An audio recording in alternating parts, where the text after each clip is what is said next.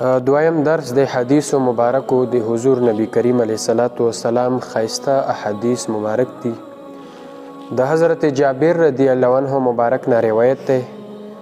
فرمایي چې قال رسول الله صلی الله علیه وسلم، فرمایلی دی نبی کریم علیه الصلاۃ والسلام، سنتان موجبتان، دو خصلتونه دي، دو سیزونه دي موجبتان چې دا دواړه واجب کوونکي دي انسان دپاره.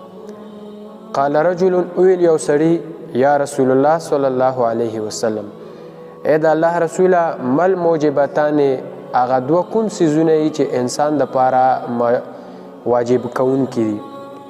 قال او فرمای نبی علیہ السلام، من مات یشرک بالله شیئا، څوک چې مړ شو او د الله سره شریک پیدا کړلو، دخل النار، نو دا سړی به جهنم ته داخلیږي.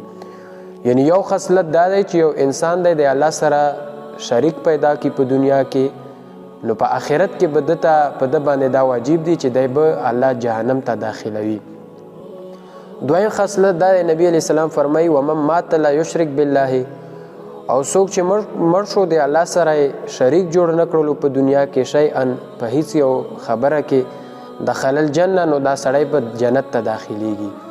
یعنی دویم خصلت دا دی چې کوم یو انسان د الله سره په دنیا کې شریک پیدا نه کړي، د الله د توحید په عقیده باندې وفات شي او مړ شي، نو ده واجب ده دا خبره چې دی به جنت ته داخلیږي.